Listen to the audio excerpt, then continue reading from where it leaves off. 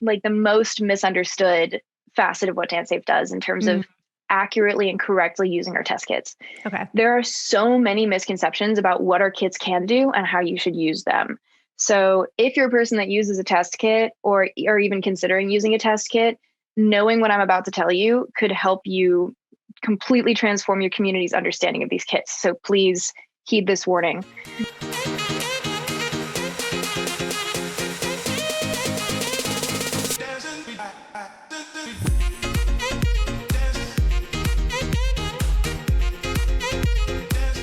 Hey guys, welcome back to Rave Culture Cast, your weekly guide to the EDM community, music festivals, and more. I'm your host, Emma Capotis. Thank you all so much for tuning in this week. Welcome to the podcast. If any of you guys are new here, I'm so excited that you decided to listen to an episode.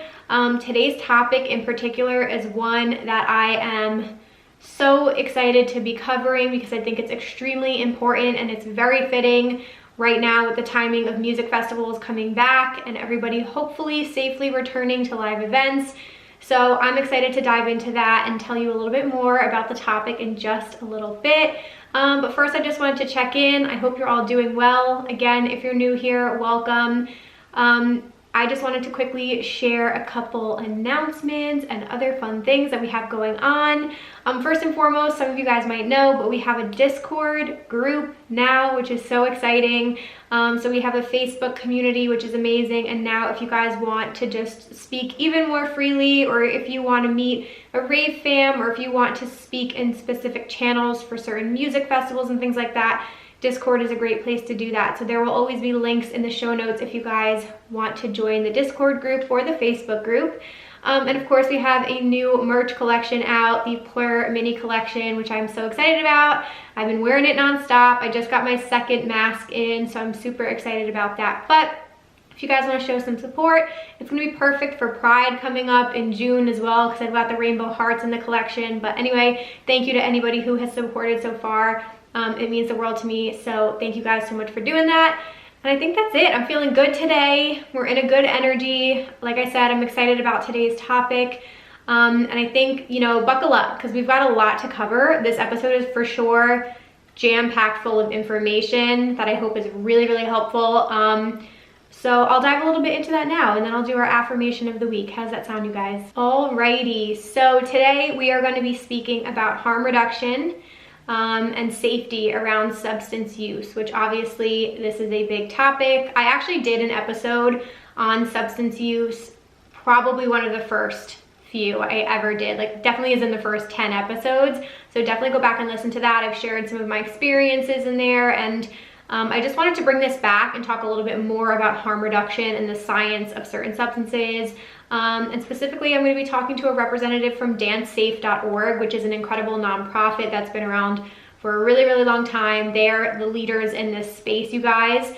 Rachel Clark is going to be joining me. She is a communication and programs coordinator. She, I think, has been with them, oh gosh, it might be going on 10 years, but it's been a while. She's been with the company and her role has evolved, so I'll let her tell you about that. But she has really dedicated her time and energy into teaching harm reduction to help educate fans in the dance music and music festival communities. So today we're going to talk a little bit about what DanceSafe does to make sure that people can rave safely, and that is including on-site services that they have at actual live events. That includes testing kits for drugs. That includes online education tools via their website and their social media accounts. So they are fully the experts in this space, and they have a lot of different resources for you guys. So definitely check them out. I'm going to include a ton of links in today's episode. So today, what we actually speak about, Rachel is going to help debunk some popular myths that I think will help clear up a lot of false narratives that people have around taking certain substances. She definitely pops off on that topic. We also chat about how to properly test your drugs. We talk about if vitamin regimens actually work, if they do anything. We talk about the frequency in which people take substances and how damaging that can be to your health. And then we talk about approaching the return of live events and what you guys should be looking out for, as well as how you can help keep the people around you safe at live events. So like I said, it's a lot. We're gonna get a little scientific on you. Rachel is an expert in this space, so it's really amazing to hear everything she has to say. So I hope you guys take the time to listen to the whole thing because we really do hit on a lot of different topics.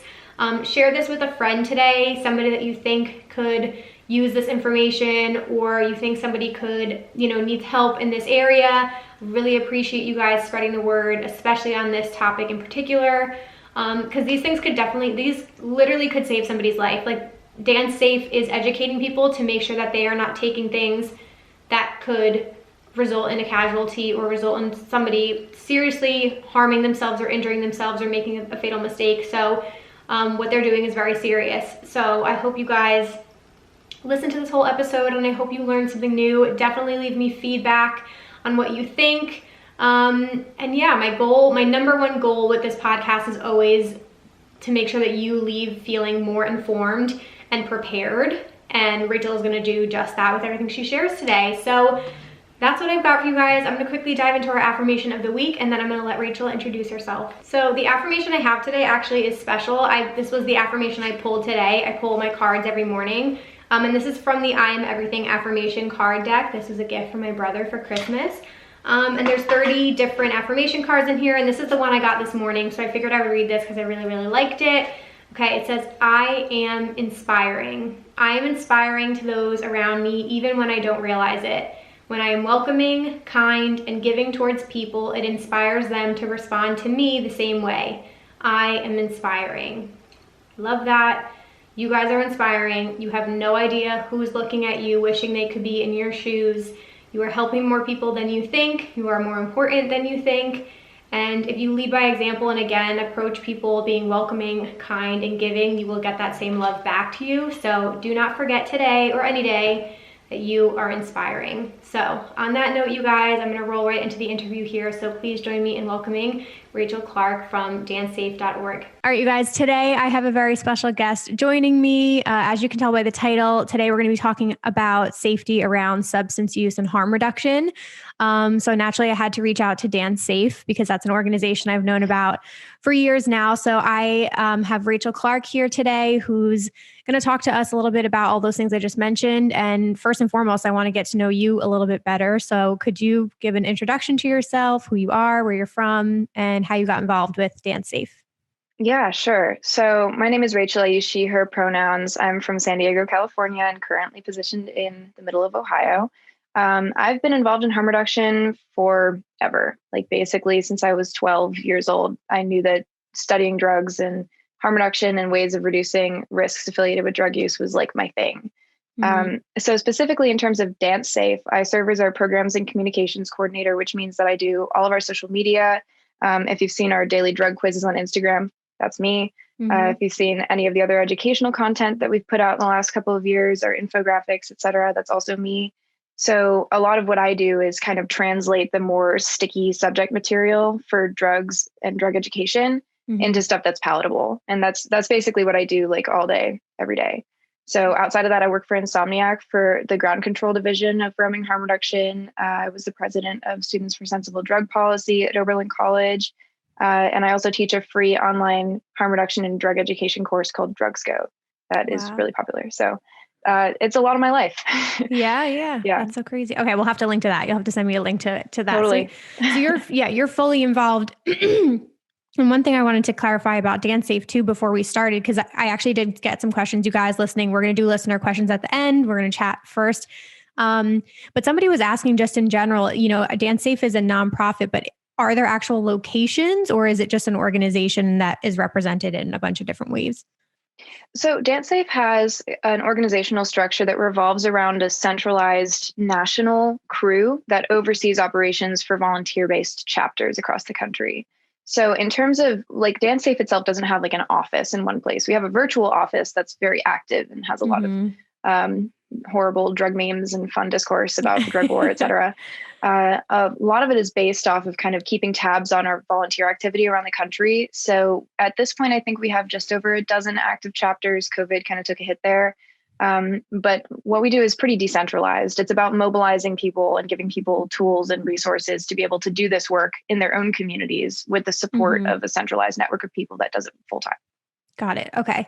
And your involvement in the organization, we were chatting off the record, but how has your growth been like with the company? How long have you been working there? And like, how has DanceSafe changed in the past few years too? Oh, wow. In terms of how DanceSafe has changed, I personally feel like it's a completely different organization than I first started working for in 2014. And by working Mhm. for, I should clarify, I started volunteering for DanceSafe in 2014, kind Okay. of, off the record. Mhm. And then from there, I contacted them in 2017 and just said, do you guys want a hand? Is there anything I can help out with? And they said yes. And I started doing an unpaid internship and then got really into it, did a paid Mhm. internship, moved up to being a contractor. And then the responsibilities have stayed, pretty much the same the whole time, just with different levels of consistency. I would say Mhm. consistency, different levels of commitment. And as of September, I'm a staff member. So it really is very much like if you show your dedication to the movement and if you're really, really invested in this work, people know, you can see it in other Mhm. people that are like, I live and breathe harm reduction. You can really tell. Right, right. I was going to say, and it's so involved in the other parts of your life as well, too, which is really, Yeah. really cool that you've dedicated so much time and energy into this. So hats off to you for doing that. Thank you. Okay.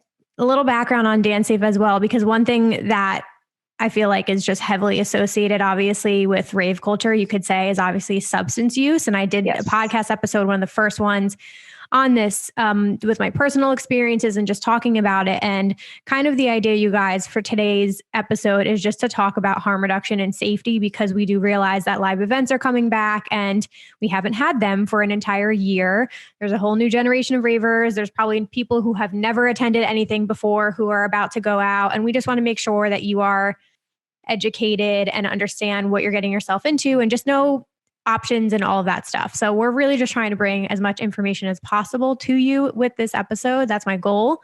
So I guess to start off, what kind of information, it might be a lot, but what kind of information does DanceSafe offer, like on their website, on social media, all that good stuff?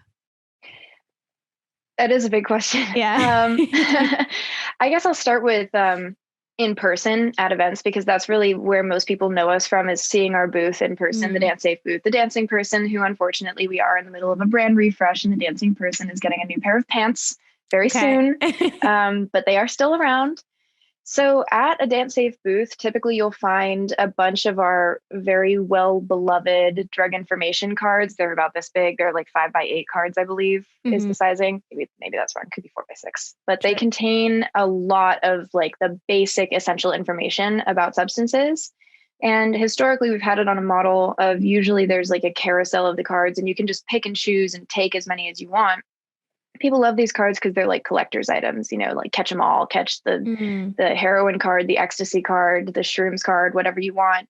And these are a really great way of just being able to have that pocket information of like not a huge amount of dense research to pull through, but kind of the basics of what is it, what does it do, how do you dose it, what are the risks, mhm. just like a baseline level of understanding of these substances, as Got well it. as things about like heat stroke, which is really an undervalued risk factor. The issue of hyperthermia in people that are rolling is totally not discussed enough, like the issue of Mm, overheating, mhm. as well as the issue of hypernatremia and hyponatremia, which are respectively dehydration and overhydration.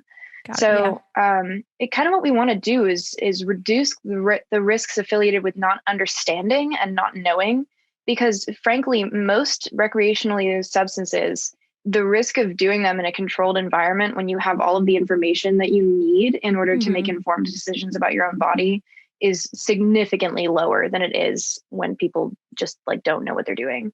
Right. So our website goes a lot more in depth there. We have pages that are dedicated to certain substances. We have pages about how to get home safe, pages about how to recognize things like heat stroke, pages about how to use fentanyl testing strips, how to identify overdose, Mm, how to respond to overdose, serotonin syndrome. wow. Um, Basically, like across the board, if you have a Mhm. question, especially that's pertinent to these environments, we've covered it because there's a lot of like specialized info for nightlife environments, and we try to keep that in an accessible place. Amazing. Um, Yeah. And the last thing I'll say on that is that recently we've also, of course, I don't know how I could possibly forget to mention that we are known for testing your drugs. That's what we're known for. We're getting to that, you guys, don't worry. Yeah. So of course, that's like our big thing is that we are a test kit manufacturer and reseller. And we are known for having our kind of like side booth on site at events. Depends on the event where you can come and we will use our reagent kits, our fentanyl strips, whatever we have available. Within the boundaries of the specific event in the state, it gets kind of sticky sometimes. And we'll test your substances and tell you what we can about what we can see from the results, which gets sticky. That's I can imagine. Is it mainly in North America or is it international as well, or Canada, or, you know? Yeah, we're mainly North America. We have a little bit of activity in Canada, but we try and stick domestic for the time being to keep the capacity. Cool. Yeah. You guys, I mean, it couldn't be, go to the website. Like there's so many resources for you first and foremost, like no matter where you're coming from, whether it's just education or you're somebody who's sober, but you have friends who dabble, like whatever it is, like just go to the website and get information and look for the booths at events. There were some questions that actually came up about that. But I should have asked this first too, because I'm curious how you feel in general about education, because from my perspective as a content creator, I have had the occasional comment of, you know, I take the perspective where I just rather educate you. I know it's going to happen. People are going to do what they want to do. So I'd rather talk about the ways to be safe about it than rather like not talk about it at all. However, I do get the occasional comment of like, you're promoting drug use or something like that. And I'm like, I'm really not promoting it. They're like, here's how you take drugs safely. So how do you feel about getting comments like that? I feel a lot of ways about it. A lot of ways that I probably should not fully express. Yeah. But also I understand it. And that's really the main thing about, especially doing social media. You know, no one's ever going to fully agree with what you say on the internet. It's a really it's a difficult line to walk. But I guess the most simplified, because I've gotten that question a million times myself. I guess the most simplified response that I've ever had to it is kind of, if prohibition had worked, it would have worked. If we'd been doing had worked, it would have worked. And, you know, we're seeing like a massive spike in overdose deaths, an enormous spike in fentanyl contamination in the market. And what you really have to ask yourself at a certain point is, am I instilling this kind of ideology that we can't talk about these things on the basis that it's actually going to help? Or am I doing it to maintain a sense of moral stability? And that's a real question to ask. It's a hard question to ask because it's just it is the case that if what you're doing is not working and you claim to be doing it to protect other people's health and safety, and you continue doing it anyway, even though it's not protecting their health and safety, then it's like, what exactly is the motive behind this behavior? So for us, it's kind of like we have a goal in mind. We would love for DanceSafe to not exist is the goal. Right. Like, ideally, we will have to disapparate because we just like don't have any use anymore because people have real facilities available to find this information, test their substances, not need us. People die due to disinformation and contaminated supply. Put it simply, no, thank you for saying that. I couldn't agree with you more. And I just think everybody's gonna have a different opinion on it. But for me, and like, I'm not in a corporate job anymore, so I'm gonna talk about whatever I want to talk about. But I just think like, if you share your experiences as well, it's just like, if I've learned some lessons, I'd rather share them with you so you don't make the same mistakes, because you know, we're all young ones. We all do something that we regret, you know what I mean? So I think it's like more important just to share stories. I'm sure I'll say some instances today in talking with you, but I completely respect everything you guys are doing. And I share that opinion with you. I want to go back to the testing on site and how that works. So, because I think for the most part, a lot of people are aware of DanceSafe, but for anybody who's new here, welcome. Now you guys know about DanceSafe. So how does it work on site? Like, is it a big team that you guys have there? Like, which events can you actually go to? Like, how does that all work? Well, I'm going to have to go deep in the archives of my memory back when live events actually happened. I know. Generally, how it works is we communicate with the promoter before. We will always communicate with the promoter beforehand. None of this happens without the consent of the promoter. We don't do that. Right. Ultimately, having that relationship established and getting some kind of harm reduction on site is the most important thing to us right now. I mean, obviously, ideally, promoters would let us bring advanced testing on site, whatever, when we have it, which will be this year, which is awesome.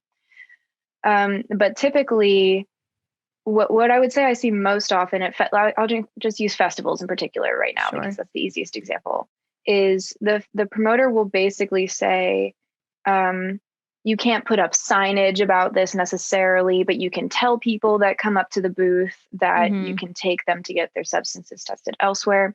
And usually what ends up happening, I would say, depending on how the event is structured and how comfortable the promoter is, we've had it so that there's literally just been like one wall separating, like a fabric wall separating the front of the booth from the back of the booth. And you just go right back there. And we have our reagents set up there, and we'll test for you right there.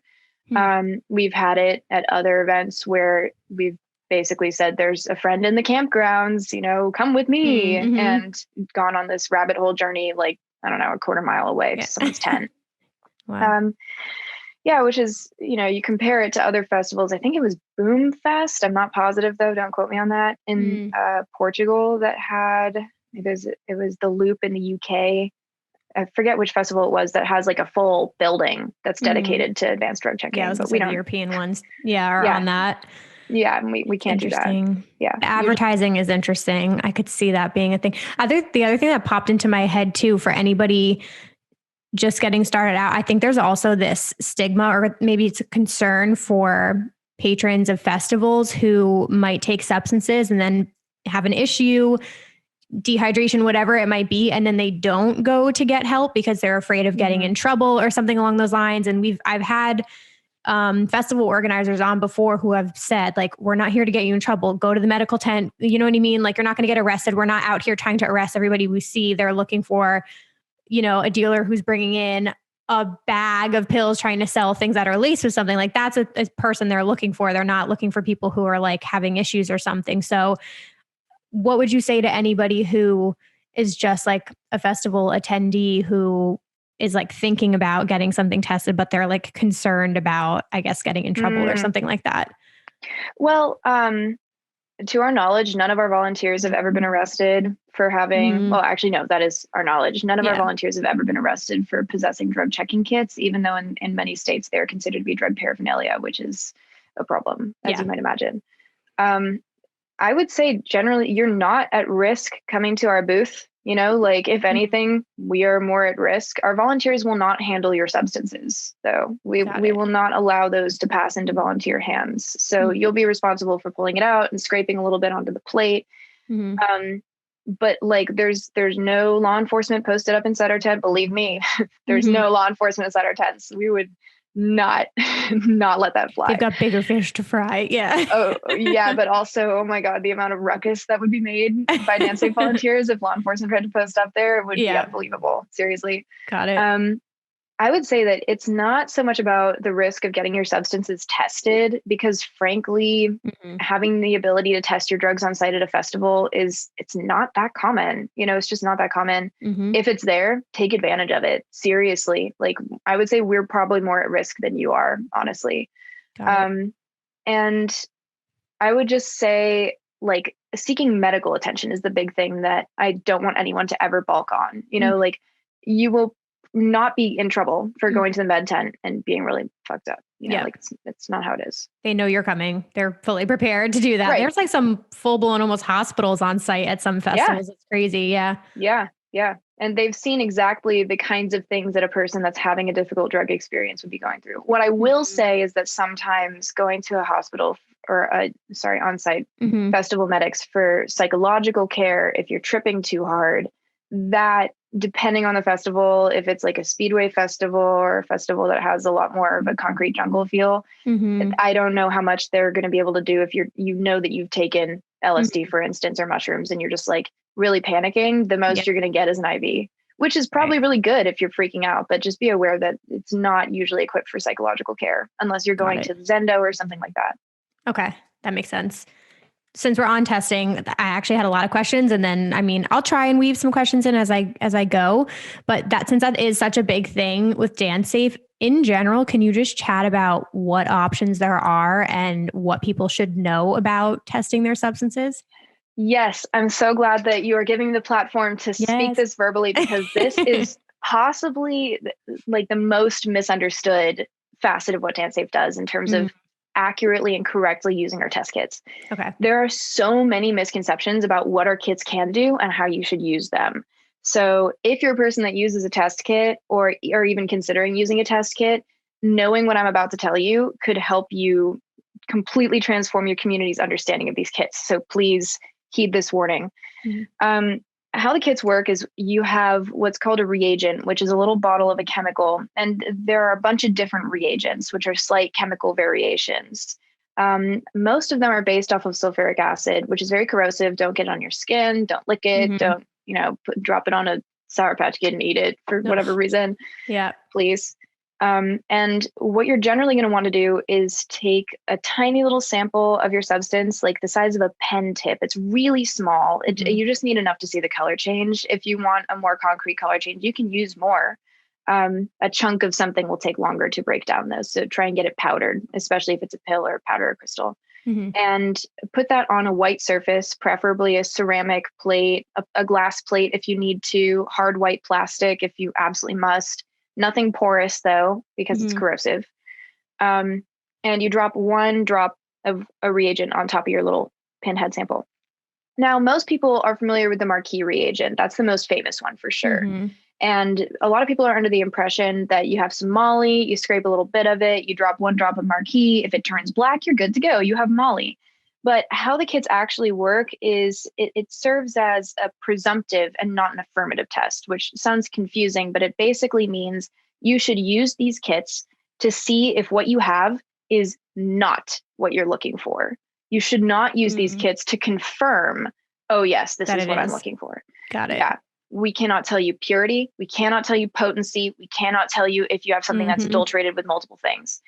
The purity test kits that are out there do not work. There is no at-home purity kit that can actually tell you purity. None. It just cannot happen. So be really wary of that. And another thing that's pretty major is that people often don't realize that you really need to use multiple reagents to get a reaction. The DanceSafe color chart is an easy way of looking at this. It's a huge chart with lots of little bars of color going across with a drug next to them. The reagent, it's very overwhelming to look at. I get it 100%. It's a lot of information. Basically what you're looking for is if you look at the chart and it says, for instance, MDMA, and then under each column through the reagent, there's a different color. You want to use at the very least the Marquis reagent, the Simon's reagent, and the Frody reagent. Those 3 reagents. The reason is that Marquis turns black with MDMA, but it also turns black with a bunch of other drugs. So how are you supposed to possibly know what you have? Right. That's what I want to kind of stress is like, we can't tell you the purity, we can't tell you the potency, we cannot tell you adulterants. If you use multiple reagents and the colors don't exactly match what's on the chart, it doesn't mean it has like all the different drugs that change those colors. It means it's either not on the chart or it's just adulterated with something else. Got it. Okay. Yeah. And it's even more complicated than that. I could get into this for like another 10 minutes. Unfortunately, there's a lot to know about test kits. So I'll give just a quick example, which is that in 2010, approximately, there was a sudden lack of MDMA on the market because there was a huge destruction of this massive amount of MDMA precursor, Safrole. And in response to this, manufacturers were like, what do we do? So they started producing large quantities of these drugs, PMMA and PMA. PMMA and PMA are not recreationally available, recreationally used substances, and they can be quite dangerous to take them without knowing what they are, or just in general. They're really unpredictable. But they do not react with the Marquis reagent. So manufacturers would press pills that were 90% PMA or PMMA and 10% MDMA, and they would turn black on the reagent test. God, yeah. Right. And that's a prime example of why you cannot use these kits to say, oh, this is all MDMA. This is good. This is safe. This is clean. This is pure. All it can tell you is, oh, that turned orange instead of black, that means that the main thing in this pill is not Molly. Got it. Okay. So the 3 tests you mentioned, just to clarify this. So if you scrape a little bit off and you put the marquee on it, are you saying you have to scrape a little bit more off in a new pile within the second test? Yes. Same thing with the third test. Okay. For each reagent you use, you need, it's a really small amount. Yep. People balk at it. It is such a tiny amount. Unless you're really scraping the bottom of your bag, missing like 4 milligrams of MDMA is probably not going to ruin you guys are fine. Relax. Test your shit. Like, can we make this more clear? Test your shit. It's so crazy. But no, that's so true, because I could easily confirm with you that I think most people just know the marquee. And let me skip down to some of the questions, because there were a few questions about testing. What else can be used to test MDMA besides marquee and Simons? Totally. Which one you said, I think. Yeah, well, if you go to dancesafe.org and you look at our huge color reaction chart, if you go to the shop and you look at any of the reagent kits, you should be able to pull up this color chart. Okay, cool. Yeah. And on that color chart, you can see all the different reagents, and it will show you which ones react, which ones don't react. Ideally, I would say get the full 8-panel kit. And there's only one that you only need to use for like LSD, which is the Airlix reagent. That's not going to apply to pretty much anything else you want to test for the most part. You know, Airlix is pretty much LSD and psilocybin, tryptamines, indoles, whatever, which are a class of psychedelic drugs. But in terms of something like MDMA, I generally say the more data points you have, the better. Like, if you have all 7 reagents that will react with the bulk of the chart, you should use all 7 of them, because then you can just get like across the board, boom, boom, boom, boom, boom. The more matches you have, the better of a test you have, basically. Got it. If you're looking at the bare minimum, though, then you only really need Marquis, Simons, and Frody. But that's on the chart. It's pretty easy to see on the chart. And we also sell kits on our website that are specific pairs and matchings of what you specifically need for that drug. So cocaine kit, MDMA kit, something else, LSD testing kit. Yeah. Yep.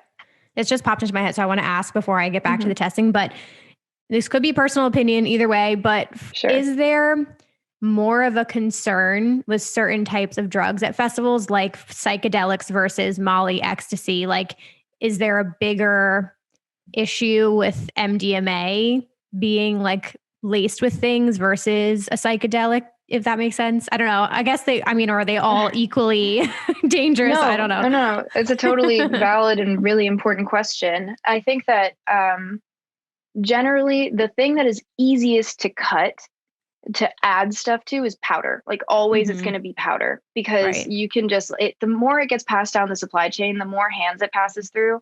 And especially something like cocaine, for instance, Coke is like, possibly, I would say it's one of the most adulterated drugs. Heroin right now is I would say, from what I've seen in terms of the market, is probably the most adulterated. Heroin across both coasts is like fentanyl right now. In terms of MDMA, it's really like, definitely LSD is among the least adulterated substances. You know, there are only a couple of things that can be put on blotter that aren't LSD. And the reason is that LSD is dosed in such tiny quantities, like typically 100 or so micrograms, which is 1/10 of a milligram. Is it 1/10 of a milligram? 100th of a milligram. Math was never my, as a STEM major, math was never my strong suit. It's a tiny, tiny quantity. It's 1/10 of a milligram. And that is like really, really small, and usually means, or always pretty much means, that you need to dilute it in liquid to drop it onto the blotter. So you can't fit most other things on blotter. You can fit 25I NBOM on blotter, which is potentially quite dangerous to take without realizing in particular. People react really unpredictably to NBOM. NBOM isn't very common on the markets. I would say generally, if your tab has a strong metallic bitter taste, it's a spitter. If it's bitter, it's a spitter. That is not LSD. It's pretty easy. You know, if it doesn't taste good, then it's not acid. Not good. Yeah. It'll taste bad though. It's not just like a minor metallic. It's like, it'll taste bad. In terms of MDMA though, what people don't realize is that they tend to go for specific presses of press pills or pressies. Like Teslas, for instance, obviously Teslas and like Blue Dolphins and whatever are so famous for being like good. But the reality is that any guy with a pill press can just be like, oh, people like orange Teslas, so I'm going to press like caffeine and baby lactose into God. Yeah. And that happens all the time. There are orange Teslas right now that have pink Teslas that just hit the market that have some bizarre combination. I don't remember what it is. Yeah. Yeah. Oh, it's so crazy. And I mean, these types of things, you can, like you said, you can buy them and you can bring them with you to an event, or you can test them before you go, you know what I mean? Just like, yeah. At this point, it's like, why aren't you doing it? It should just be a part of your routine if you're going to partake. And especially, I have this down to talk about. I can't even count how many people just buy things on the spot at events. Yeah. Crowd from a complete stranger, aren't testing it, taking it, and then God knows what happens. And that's also such a big concern to me with events coming back as well. So in this case, I guess, like, is it possible to look up if an event is going to have DanceSafe there? So we've been working on that for a while. At this point in time, since we're in the midst of a brand refresh, a website refresh, it should be, hopefully, but I can't say anything hard about deadlines here. We aim to have the ability to have like a centralized calendar of events that DanceSafe is scheduled to work at. Cool. However, the reality of the situation is that we also are a volunteer-based organization. So a lot of the individual chapters function pretty autonomously as their own kind of units. They're not really particularly connected to each other. They do have their own kind of like routine. A lot of the time, following the DanceSafe page for your area, if there's a DanceSafe chapter in your area, is the best way to do this. So on Facebook or Instagram or Twitter or whatever, or just signing up to be a volunteer, and then you'll get newsletters and emails from your chapter. Hopefully, that's something they're doing. Okay. And sometimes events will outright announce us, which is the best. Yay, which should happen more often. Someone brought up too, I know Shambhala has like a whole testing situation there too, which is really, really cool. Actually, there's some content creators you can watch too. I love Psyched Substances. I think that's his YouTube channel. He's really great. He's very big on educational content with he talks about all types of drugs. He went to Shambhala and vlogged the whole thing. But he's really, really good on the education aspect too. And I know even with YouTube as an example, you obviously have to be very, very careful with that type of content unless it's like educational. They flag it or can take it down or something. But I think just education is such a huge part of all of this. So I hope so far this helps. One thing you did say, which I'd love for you to talk a little bit more, was the purity of something, because it's one thing if it's laced with something, but there also can be differences between how strong a substance is as well, which I don't think people realize. Can you chat a little about that? Yeah, this is another, I hate to say it, but it's kind of just like, I don't think people realize how complicated every single one of these subjects is. Like the class that I teach on drugs, each one of these topics would be an entire lecture's worth. There's that much information about it. Yep. I can summarize this particular thing with this issue of purity. There are really two ways that we can define purity, and people use it as kind of a blanket statement. But what does purity mean to you? Are you talking about like this pill contains only MDMA, regardless of how good quality the MDMA is? Or are you saying, does this pill contain other substances, or like how well produced was this MDMA? Like that kind of stuff. So if we're looking at just, let's look at, for instance, a pressed pill of MDMA. There are a couple ways that we can look at purity, and I tend to classify it as organic impurities versus inorganic impurities. So an organic impurity is kind of like how well the drug was made or how the drug was made, like MDMA itself in this press pill. Let's say that there's like 70% MDMA and 10% meth and 20% binder. And binder is required to keep a pill together. It's like an inactive thing that presses it all into one. Okay. If we're looking at the fact that it's 70% MDMA and 10% meth, then that would be a measure of impurity, an inorganic impurity. It's something else that makes this not a pure substance, is how you can look at it. The other way of looking at it is just zooming in on that 70% MDMA and saying, how well was this MDMA made? What precursors were used to make it? How well washed was this MDMA? So possibly another concrete example of this is this really, truly infuriating trend of kind of like idolizing brown Molly.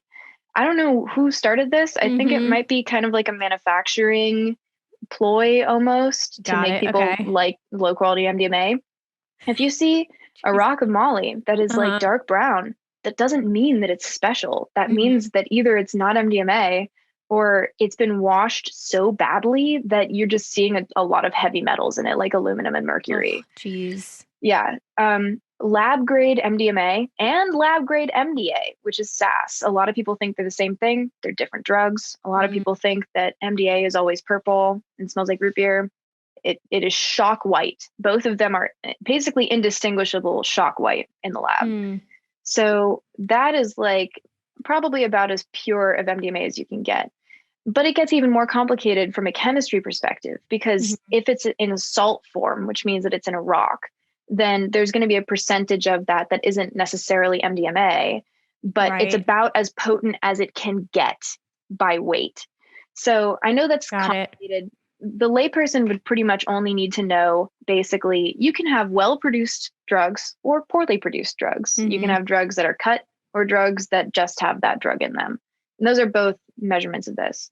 So if you have a rock of what you know to be just MDMA and another rock of what you know to be just MDMA, and you take both and one hits you harder than the other, there are a billion reasons why that could happen. One of them could be that by weight, this MDMA was produced less well than the other MDMA. That's one possible reason out of many. Yeah. Yep. You probably just cleared up so many misconceptions, by the way. So I'm so glad that you just said that about the coloring, because I've heard that too. So I'm so glad that you said that.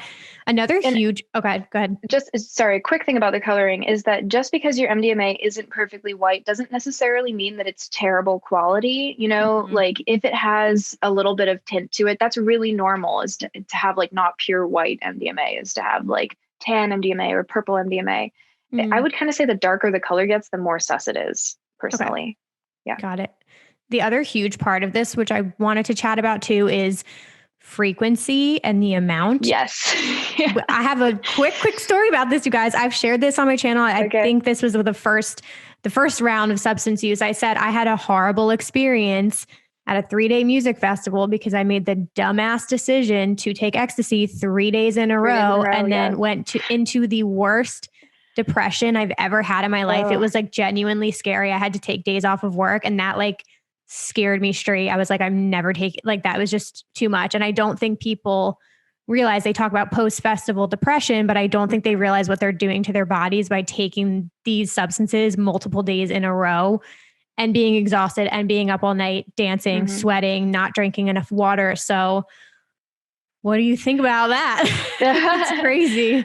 Oh, another one that I just have so much to say on all of this. Who would have thought? Please, yeah. So just throwing it out there that I actually recently made an MDMA Basics Instagram highlight like a month ago. It's really recent. So if you go to our Instagram, then you can find like a ton of all of the basic information about MDMA, but not just like the basic stuff, like specifics about what causes neurotoxicity potentially and ways that you can mitigate it, whether vitamins work, etc. Like the good.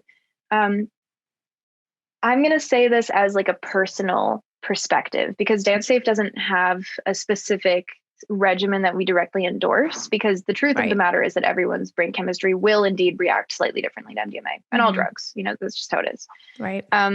My personal recommendation is that if you like Molly and you care about doing it for more than like 5 years max, then you shouldn't roll more than once or twice a year, which I'm sure has a lot of people clutching their pearls right now, because rolling once or twice a weekend is probably pretty typical for a lot of people. Sure. Yeah.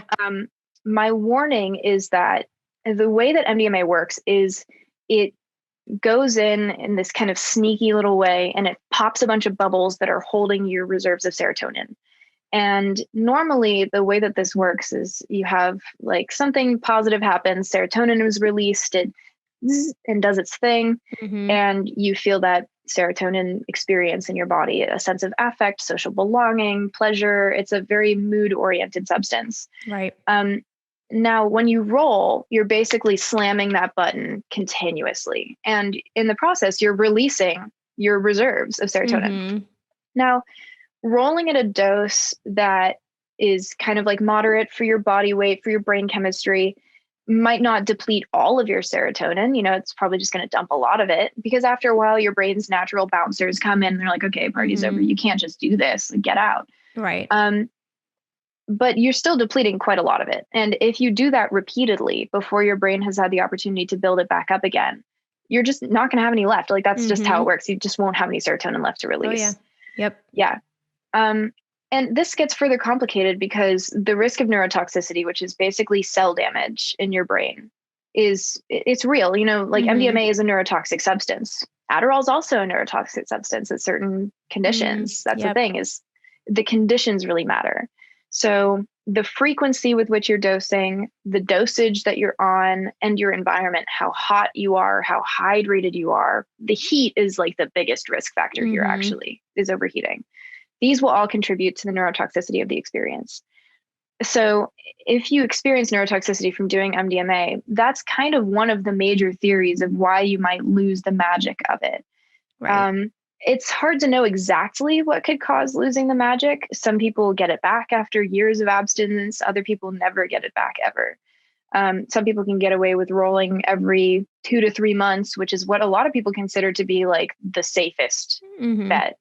And you still can only have like 3 to 5 years of doing that consistently before you burn out, possibly permanently. Wow. So when it comes to spacing, my recommendation is kind of like, you can roll more frequently, but the more often you roll, the higher you risk, or the higher your risk is of burning out on the magic faster. Like it really is like the fuse gets really low very quickly. Yep. And that's something that I think a lot of people don't understand, is that when you roll multiple days in a row, then you are like really hitting it hard. You do not have that much serotonin to offer. A lot of people can get away with doing that a couple times, but not super often. And sometimes people just don't even realize that it's having a behavioral effect on them as their serotonin is being replenished. It typically takes, I would say, between 3 and 6 weeks for your serotonin to be fully replenished after a roll. But, and this is kind of tough because the science there isn't really there in terms of rolling multiple days in a row. Like I don't know the full answer to this. But I would be very surprised if your risk of neurotoxicity were not exponentially increased the more that you roll. Got it. Yeah. Thank you for clarifying that. I think that's like probably one of my biggest concerns for people. Obviously, again, coming back to events, we haven't had them in a long time. It's summer. You're going to have heat. Plus, add on top of that, you know, we're in the middle of a pandemic. So some of these events, you're going to have to wear masks the entire time, which affects your breathing. So it's just like, it's a concern all around. But I know there was a COVID tab on the site now too, I think, that you guys had. Yeah, we're currently working on pushing that out further. But one of the major things that I'm worried about and that my colleagues are worried about is that people are going to have a very different tolerance returning to events than what they're used to. Right.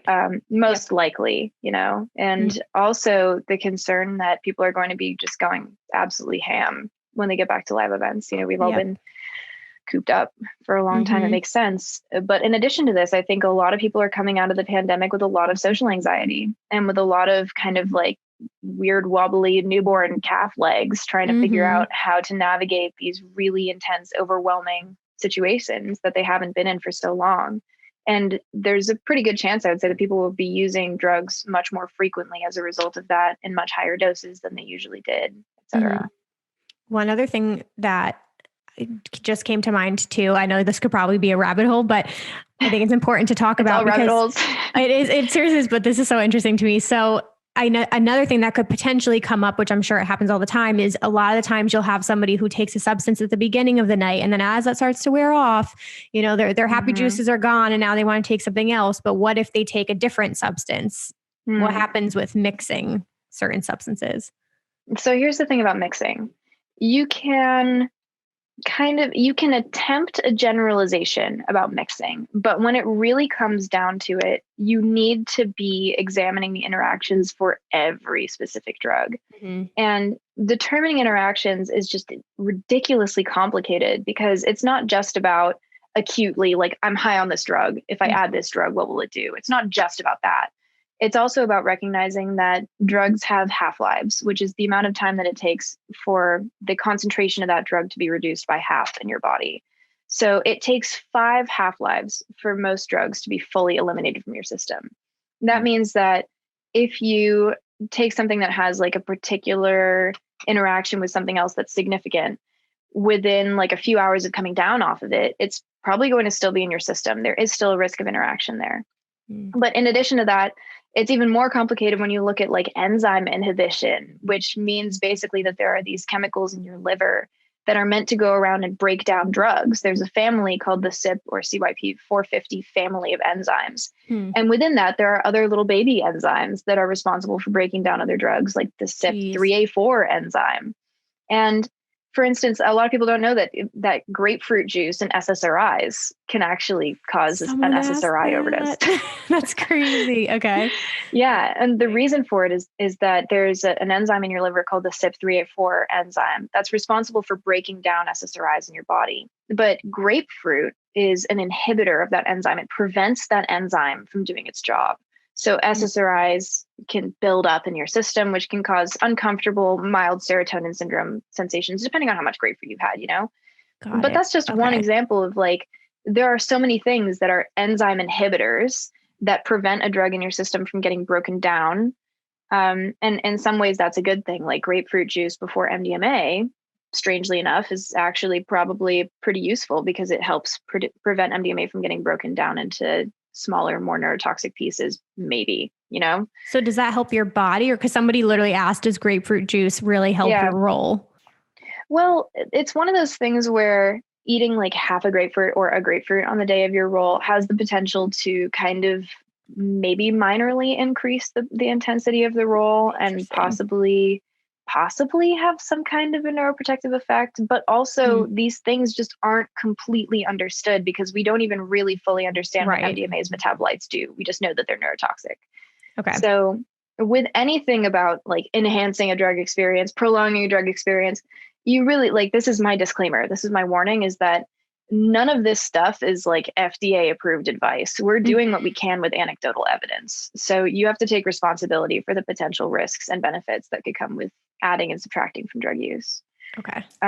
But that's just like a couple of ways that interactions can be really sneaky, especially because, if you've been rolling all night and you do a couple bumps of ketamine, the likelihood of that having a significant drug interaction is pretty low. Yeah.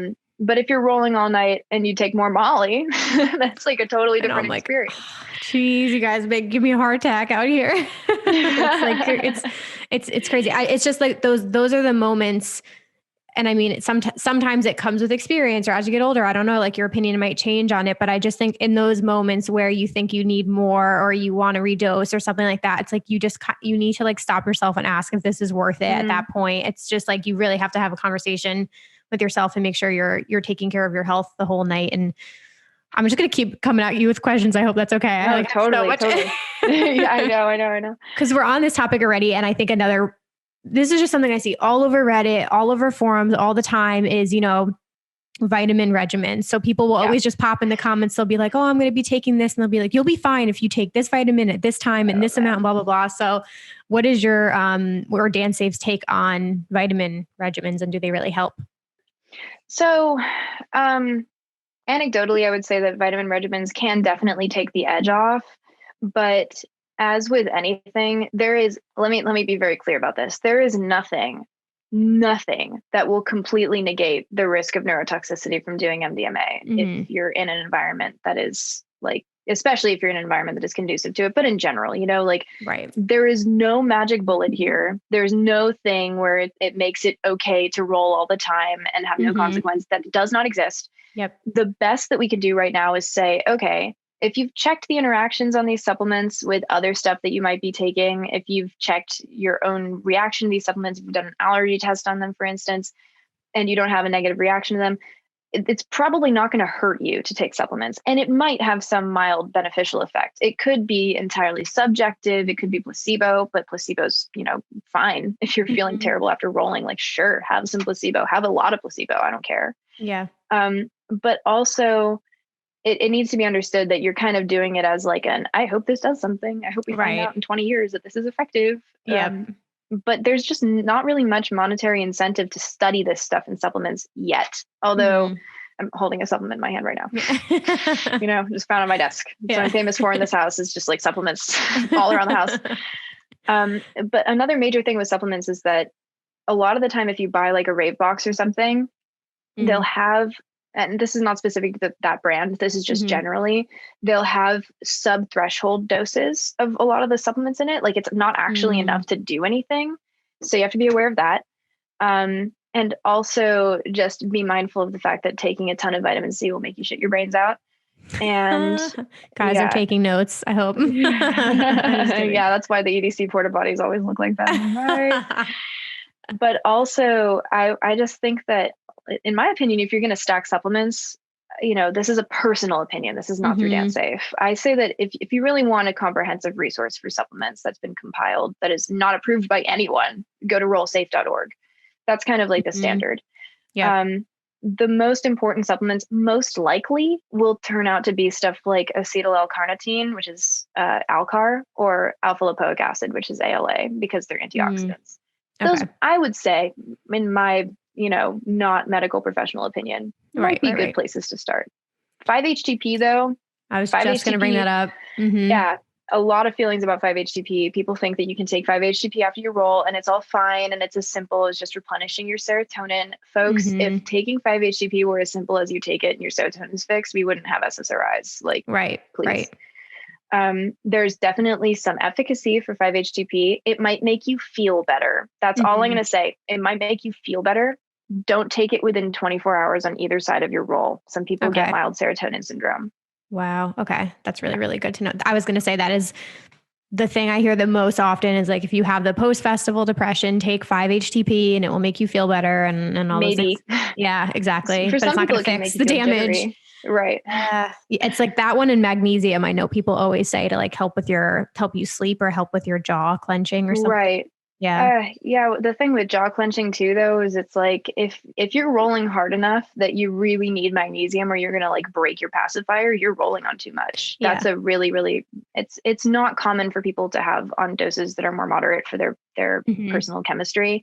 It's not common to have that much jaw clenching that there's like something else going on. It can happen. Good point. Yep. But also magnesium comes in a ton of different forms and not all of them are very bioavailable, which means that just because you're eating them doesn't mean that they're actually doing anything. So do your research on different kinds of magnesium and how bioavailable they are. Got it. Okay. Before we move into listener questions, one other thing I wanted to ask about is if you are a person, either your friends are partaking and you're not, or you're just somebody in the crowd who sees somebody having a hard time, how do you handle seeing somebody who might be having a really hard trip or having issues? Wow. All these big questions. Yeah. I think it really depends on the nature of what you're seeing. The first thing that I always look for is physiological. Like before you take care of the psychological, take care of the physiological. Have you eaten anything? Have you had anything to hydrate you? Like we're talking water, not beer. Yep. Alcohol dehydrates you, does not count. Sugary drinks, probably not the best for hydration. Salty drinks, cool. Also checking to see, have you peed recently? You'd be shocked how many people tripping face have just forgotten to pee. You just like, do you need to pee? And that's so bad. Yeah. It's crazy. Yeah. Especially those poor guys in onesies. That's really, that's rough. So that I would say is like the first couple of things to check off is like, is this person physiologically taken care of? But most importantly, if you think that they are rolling, for instance, check for overheating. Like you want to really like test their main points and see if they're like noticeably hot or sweating, or if they're just like clearly burning up, but not sweating is a really dangerous thing. Heating or overheating will lead to a lot of collapsing. I would say that's most of when people collapse on dance floors is because they're overheating. Right. If someone is seizing, don't put anything in their mouth. Just like put something under their head to cushion them, start a timer, call 911. Yep. Ask for medics and no police. Do not say that they've taken a drug. Never, ever tell cops on the phone that someone has taken a drug. Just say you need paramedics and that someone is not breathing if they're not breathing. Again, if someone is unconscious and not responsive, unresponsive and unconscious are two different things. If someone is unconscious, then it's clear that like they're breathing, they have a pulse clearly. But if someone is unresponsive, then you cannot wake them up. And that's a much bigger emergency. If you need to try and wake somebody up, look up the trapezium squeeze. It's a nice little, very uncomfortable pain point that you can use to try and jerk someone out of it. Yeah, there are a couple of other ways to do it.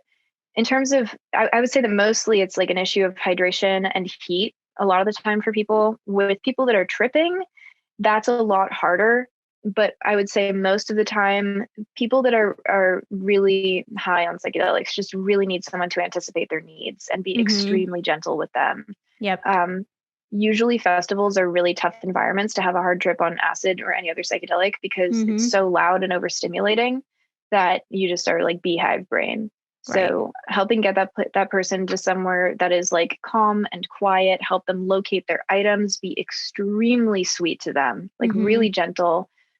Do not force touch on anyone that's tripping. Don't do that. That's not cool. And just generally being like as kind and as supportive of a presence as you can. Don't forget, it's not your job to save them. It's not your job to fix the trip. All you're doing is keeping them from having like a really unsafe experience for themselves or others. Thank you for saying that. I can't even imagine the pressure some people feel too in these types of situations, but like that's what this community is all about, is helping each other and being aware of your surroundings and realizing, because I can't even imagine how many lives have been saved by people just intervening or asking somebody if they need water or something like that. So yeah, just be on the lookout for people around you, whether you came with them or not, please. And like, do not be afraid to get help when it's needed. But especially as we go into summer season here and festivals come back, you guys, and you're wearing masks and all those things, like, please look out for each other. Cannot stress that enough. I was going to say something else about the health stuff, but I think you covered a lot of it. Okay. Okay. We'll wrap up here pretty much with questions from the listeners. We might have covered some of this stuff already, but Jared asked, what or is there a specific goal that DanceSafe hopes to reach in years to come? What is the end game goal? You kind of touched on that a little in the beginning. End game goal is no more drug war, baby. Like end game goal is that we have an equitable, just, responsible means of providing factual information for people that want to do whatever they want to do with their own bodies, and that we have managed to somehow loosen and completely eliminate the culture of stigma and shame that comes with drug use. This is especially prevalent in talking about like decrim campaigns and like plant medicine stuff, because you're really getting into the territory of very much othering things like psychedelics from drugs like cocaine and heroin and meth and PCP. And the fact of the matter is that until all drugs are decriminalized, at the very least, we are going to have blood on our hands, period. Including heroin, including meth, including PCP. I'm leaving off on a really unpopular opinion here. You're good. I can't elaborate on at the moment. That's really the hope. Got it. Okay. This came up a couple times. People are asking about the Rave Act, how that actually affects festivals. I've heard even distributing information pamphlets is viewed under the law as encouraging drug use, but I'd like to know the extent of the restrictions on harm reduction groups from the Rave Act. So I think it was maybe last year or 2019, the Department of Justice actually released a response to the Amend the Rave Act team, which was founded, I believe, by parents that were angry about how their children had been harmed or killed by the Rave Act. Saying unequivocally that providing harm reduction services at events does not constitute probable cause. So the Rave Act has been obviously a huge problem because it immediately de-incentivized promoters from providing safety measures at their events for fear that they were going to be prosecuted. However, to my knowledge, to our knowledge, no one has ever actually been convicted under the Rave Act. You know, it's never been followed through on. And the whole idea behind it was that the Rave Act was pushed out right after this study was released in 2001, maybe, by this guy, Dr. George Ricart, that made waves in the scientific community. Everyone freaked out because this study showed that MDMA totally fried your dopamine system in your brain and destroyed dopamine neurons on this massive scale.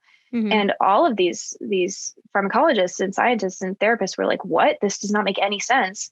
But it caused this wave of panic. And in addition to the fact that raves were getting pushed underground at this point in time and were getting shut down with increasing frequency, there was a lot of backlash against raving and partying and drug use.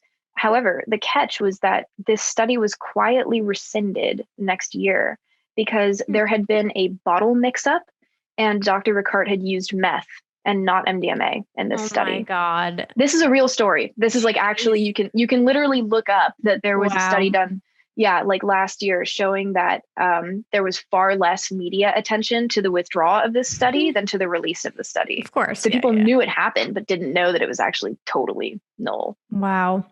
Yeah. Oh, that's so interesting. Yeah. The Rave Act, I didn't really know too much about it. I knew it existed, but I didn't know that much about it. And I was looking it up before. I was going to say, if you guys want, definitely look into that. But it affects how the promoters can include information about harm reduction at their events. Okay, let's see. Do festivals allow, I don't know if you'll know this, but do festivals allow attendants to carry Narcan on them? And Narcan is something you can give to somebody who is clearly having an overdose, right? I'm pretty sure. Yes. Well, Narcan actually, it will not hurt someone that's not overdosing on an opioid. You can give it to someone if you have a suspicion. Also, can you still hear me okay? I had to take you're good. AirPods dying. Very good.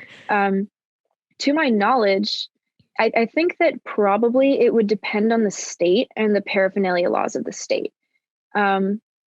Realistically speaking, I don't think you're at particular risk of carrying Narcan with you at festivals. I would encourage you to be safe and mindful and also do it if you have the privilege and the ability to do so safely. And yeah, I would definitely say look on a case by case basis in your state. Yep. Yeah. Okay. I know too with, I had a guest on recently who carries like a lot of medication on him, like it's subscribed as actual like heart medication and things like that too. And I know certain festivals, if you show your prescription and things like that for actual medication for your health, you can bring certain things in for that too, just to mention. I think we might have caused a lot of this, but somebody said, is fentanyl overdose one of the main things that testing kits are combating? Right. Okay. So fentanyl strips are different than reagent test kits. Our reagent kits, no reagent kit is sensitive enough to identify fentanyl. If you're looking at a test kit and it claims that it can identify fentanyl and it's not a test strip, run away. That is totally false advertising. And it's a real problem. So our test strips we tested a bunch of them for accuracy and the ability to detect analogs. And the brand of our test strips does have a really high rate of accuracy. However, it's incredibly important to use the test strips exactly as we say to on the website. Like, use our instructions, no one else's instructions. We have spent so much time making sure that these instructions are correct. You have to dilute your sample properly and ideally use the entire thing. So definitely, I would say right now, especially if you're doing cocaine, you should be testing the entire sample. Just leave yourself a couple of days, like pop it in a shot glass or on a Pyrex dish after you dissolve it in water. The water will evaporate out. You can chop it into powder again. It might even evaporate out some organic solvents and make it smell nicer. Don't be afraid of dissolving your whole sample of a drug as you do a fentanyl test strip. Oh, and benzos.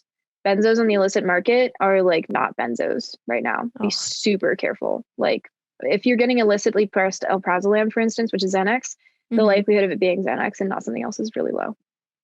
Do you guys, I'm sure this might be a stupid question, but like, do you guys have, like, how are you finding out all of this information of like what's out on the market right now and what's fake and what's not? Is it just like, I don't know. Cause I know there's crazy Reddit groups too of people like literally posting photos and sharing comments and all this shit that you'd be surprised about, but. Right. Oh, I wish I could give a consolidated response to this. The perks of being in this industry for so long are that a lot of your friends are just super into the same things that you are. So what this market relies on word of mouth. However, I also pull some market data from drugsdata.org. Which publishes the results of, you can send in a sample for like full laboratory testing. If you want to know what something actually is affirmatively, you can send it into drugs data. It does cost a pretty penny though. It's about $100. Okay. Yeah. But if you're buying a batch, it's well worth it. Yep. The issue with drugs data though, is that obviously there's kind of a small socioeconomics and a small socioeconomic subset of people and of people that will actually know that this exists. So your sample data isn't perfect because like a lot of stuff that's out there, people would never even think to send it to a lab or have $100 to send it in. Yeah. I literally would have never known. Oh my God. I'm like in my head, I'm like, guys, there's so much helpful information. I need to like chop this episode up into different portions so that we can get this information out there. But last thing I want to ask you is any final messages to leave festival attendees, ravers with before they start going back to events here? So I charge my pods one at a time. Classic. Yeah. So I have a lot of messages that I could leave, but the first is that I want 2021 to be the year that testing your drugs becomes super sexy. Like, hype your friends up. You can make this into a group activity. You can make this a fun thing to do. It doesn't have to be this like, oh God, like Joey wants to test her drugs again. I've seen so many health consequences from people taking substances that were not what they thought they were. And the thing is, if you have a pill and it pops as being like alpha PVP, which is Flocka, which is a cathinone, if it pops as being that and you're like, oh, this sounds awesome, I'll research the dosage and decide how I want to do it. All power to you. But if you take it and you have no idea how much you're taking, what you're taking, that is totally different. You cannot prepare yourself for it. Right. And especially if you're paying hundreds of dollars to go to a festival, you want to be there for the festival. It is just like such a small series of very important steps that you can take. If you have a rave crew, then split up the purchase of a kit with everyone. Have one person keep it in their freezer. It will last, for the most part, it will last for years in your freezer. So just do it. Seriously, just like make it hot. Make it the thing to do. Have it be like mad science. Yes. Yeah. Drug checking. Make it hot. I'm so glad you said that though, because I couldn't stress that enough as well. Like the amount of people you see looking around a festival having a bad fucking time because they had an issue. And it's like, you are traveling here, you're spending so much money. Not only that, but like worst case scenario, you genuinely have a serious health concern or something like that. But it just blows my mind the amount of people who don't remember the night and spent all this money on something. And it's like, why, or have a horrible trip and it's like the worst experience of their life and they just can't wait to go to sleep. It's like, why do you want to do that to yourself? Well, there's one other thing that I'll say to add on to that, which is like maybe the most important advice I could ever give to anyone going to a show. As a festival rat, as someone that's been going to stuff forever, in my humble opinion, the best drug experiences and the best experiences are holistically awesome, like start to finish. We're talking the morning of, that afternoon, that night, late night, your sleep, and the morning after, and the days after that. Like, I personally think that those kinds of experiences feel existentially grounding and satisfying in a way that like a really, really gnarly 4-hour experience never could. That is just me. But I also really encourage people to at least try it out. You know, like the experience of doing drugs takes practice. It takes time. It takes a lot of effort and energy to get good at doing drugs. And there is pretty much always going to be a point where you get smacked by doing something that you've done before that worked out fine, but did not work out fine the next time. Yep. And it's fine to get smacked. You know, like you have to learn. But I would just really encourage, like, take one dose of Molly, sit with your friends beforehand and be like, and like, this is, you know, a real thing that I have done that is really great, is sitting with people and saying, this drug experience will end after like 4 hours. We will start coming down. We will stop being as interested in each other. We're not going to be feeling it as much. We'll look around at each other and people will be kind of just like staring in the distance, glassy eyed. That's fine. That's how it's going to be. It is okay. Or even if you're tripping with people, to just be beforehand like, hey, I know that when I trip, sometimes I get kind of withdrawn and I'm not feeling really social. It has nothing to do with you guys. That's how I am. Just want to let you know in advance. And stuff like that is like, it takes a different kind of trust to communicate effectively about drug use. And it's much more of a long-term commitment to like self-actualization, I would say, to really work on honing those things. It really makes it a more robust experience overall, I think. I agree. So, the communication is a huge, huge part of it. And I think until you've experienced it, even if it's new people that you're going to an event with or like friends, I think that's such a huge thing because you do not realize like how much the people around you can influence your mood and your experience as well. And that happens to so many different people. So yeah, that is a brilliant idea, guys. Have conversations, communicate. Where can people connect with you and with DanceSafe? I respond to all of our social media messages. So any one of our platforms, you can just go ahead and hit us up there. It will probably be me on the other end. Feel free to DM us with questions, and just like, you can always email me if you have a direct inquiry at rachel@dancesafe.org. Other than that, our website is dancesafe.org. Our handles are usually dancesafe or like.dancesafe. So make sure you go to our DanceSafe national page, not our individual chapters. If it says anything but just DanceSafe, it's not us. Okay, cool. Yeah, and I'll include a lot of helpful links, testing kits, like all of that good stuff. Your course that you mentioned, that sounds really interesting if people want to take that. Okay, Rachel, thank you so much. Hang tight. Yes. Everybody else, I'll be back with dance music news. Alrighty, you guys. I hope you enjoyed that episode. I hope you learned something new.